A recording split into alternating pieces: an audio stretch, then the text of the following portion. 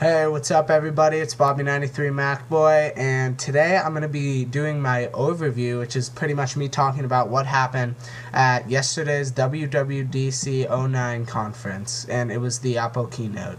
So yesterday, the conference took place at 10 a.m. Pacific time, and so right now I'm just going to pretty much go in order of what they did over the keynote and the highlights and what I think is going to be really cool and what I think is alright and maybe not so cool.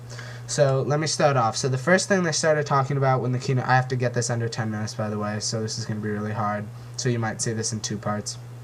Okay, so the first thing they started talking about was the MacBook Pros, and so what they did is they updated their 15-inch MacBook Pro so that it would have the same battery as the 17-inch MacBook Pro, so it'd have the longer battery life. And then they also did something where, you know how the 17-inch MacBook Pro had the Expresscard slot on the side that almost nobody used, and they even said this in the keynote that like 0.01 or something % of everybody who buys a MacBook Pro uses that.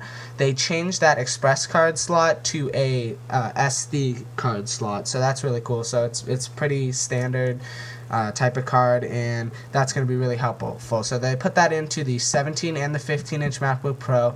They lowered the price for both of them, put in some new specs so you can get better memory. You can use more, like I think it was up to 8 gigabytes of RAM, and like I don't know what the hard drive is. I think it's up to 500 gigabytes. And then they also improved the solid state drive options. Another thing that was really interesting that they did is they took the unibody aluminum MacBook, and what they did is they turned it into a MacBook Pro. They made it like standard with the backlit keyboard. They dropped the price significantly. So they took it from the MacBook, made it into a MacBook Pro, made it cheaper, added a bunch of stuff to it, and made it a really great computer for a cheaper price, which is one of their Pro computers now. So this is really awesome. It still has a really good battery. They added the really awesome battery, the SD card slot, more options for expansion, just like tons of stuff, and they made it a really good computer, so that's really cool. Okay, another thing and so that was what they did to the MacBook Pros, and then they also lowered the price of the MacBook Air and added some specs to it, which was really kind of a cool update. So what I was really hoping to see though with the MacBook Air update was making it, instead of having a matte screen, giving it the option to have a glossy screen as well, so that way that all their products would look the same. And it kind of looks weird that all their laptops except for the white matte plastic MacBook are a like black glossy screen, and then like all aluminum unibody, and then the MacBook Air is a matte screen, which I think looks really crappy, and I hate matte screens and I like glossy a lot better. But they didn't do that, which I was hoping for. Now, that's pretty much what they did with the Mac. I'm sorry I'm going so fast, it might be hard to catch. Okay, so the next thing they talked about was Snow Leopard. Now, Snow Leopard is the next version of their operating system, and pretty much what they did is they went over some of the features and gave a public demo of what Snow Leopard is going to be like. Now, some of the things that we saw was a better UI, which is user interface, which is pretty cool. I mean, there wasn't really much difference, but there was a few tweaks that made it look a lot better.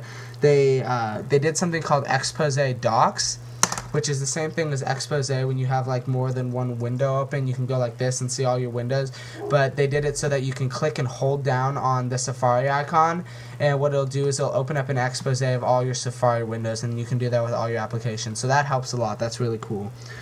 They also added something to Stacks, which I've been waiting for forever, is when you open your stack, it gives you the option to click on a folder in the stack, and instead of opening it in Finder, it would open it inside another stack, which is very helpful and is something I think they should have been doing from when they came out with Stacks.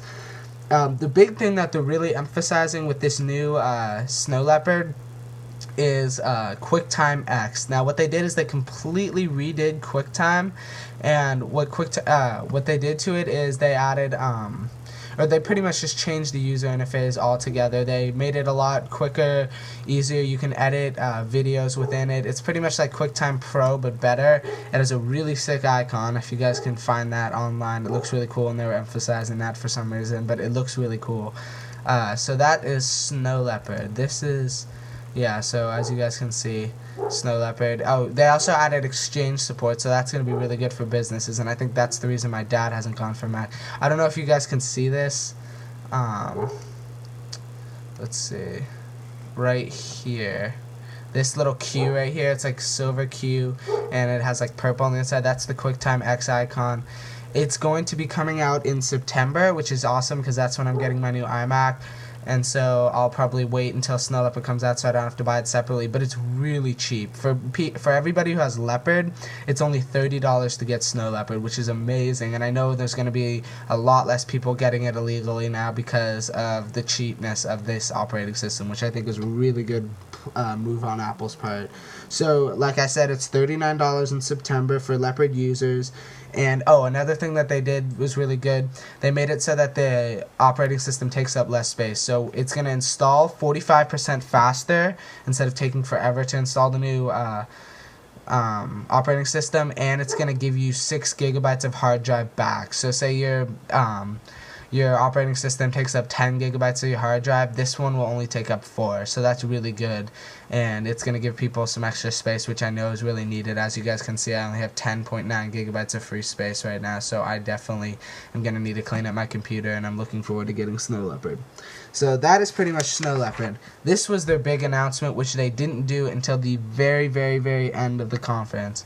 Oh, sorry, hold on, I'm getting a little ahead of myself. So they announced, after they talked about Snow Leopard and the Macs, they started talking about the iPhone 3.0 SDK and the 3.0 software update, and the official release date for that will be June 17th, which is about a week, maybe a little more, like a week and a half from now. Today is the 9th. So they were talking about the SDK, and they had a bunch of people come up and talk about, like, oh, this is what I've been able to accomplish with the iPhone 3.0 SDK with all the new APIs. After they talked about that, they started transitioning into the iPhone and how successful it's been and how it's been the phone to change all phones. And then they announced their new iPhone, which is the iPhone 3GS. Now, the S stands for speed, which is I guess because this is a way faster iPhone. I mean, if you just watch the guided tour, you can just see when he's flicking and opening applications, it's so much quicker, and they had tons of stuff. But pretty much what it is it's going to come in a 16 and a 32 gigabyte model. The 16 gigabyte is going to be $200 like the 8 gigabyte was, and the 32 gigabyte one is going to be $300. So that's good pricing, and those will be available on June 19th. But another really cool thing that they did is they kept the 8 gigabyte 3G iPhone, and so they're keeping that one, and they're selling it for $99. That is $100 to get an iPhone. That's ridiculous. Everybody's gonna have iPhones now, even though it's the old one. I mean, it's going to be crazy. This is going to revolutionize the cell phone and smartphone market, because this is as much phone as you could get. This is as much money as some of these crappy phones. I mean, why wouldn't you get an iPhone? It's crazy. This is going to be awesome, and I guarantee you Apple's going to take up a way bigger market share now because of this. So some of the features of this new iPhone 3GS, it has it's exactly the same size, which kind of bugs me because I like it when they change the design up a little bit, and I would have liked to see it maybe a little thinner, or as I said in my other video, with a matte finish, but that didn't happen. It has a 3 megapixel camera. It has video and autofocus. It can take, the 3-point megapixel camera, which is a big improvement. It can take video, which is really awesome. It has autofocus. It has macro. And it also has video editing. So you can take videos and edit your videos, and you can publish them straight to YouTube. So if I happen to get an iPhone 3GS, this is going to be freaking awesome, because then I can just do videos anywhere. I could be at an Apple store. I could buy a product, or I don't even know. But it's going to be really, really awesome. And I'm looking forward to do this, and you can put videos on the go, so that's going to be really cool. Another really cool thing is it has voice control, and I know people are just like, why don't you just use the voice control apps they have inside? They did a really good job of this. What you do is you hold down the home button, and then it brings up this voice control thing, and then you just say anything. You can tell your phone to do whatever you want. It's casual. You don't have to sound like a robot saying, call Judy, call John Appleseed, I don't know. But it's not like that. It's really fluent. You can use your own voice. You don't have to stress about it, and it works really well from what the demo did. So that's really cool. And then it also has a built-in compass, which I said that I would have liked to see, and it's really cool. It works integrated with maps, and so as you guys can see right here, if you see that, it shows you your heading, the way that your direction, which is really awesome. And that, along with the GPS, is going to make some really good location applications. So I'm excited to see that. So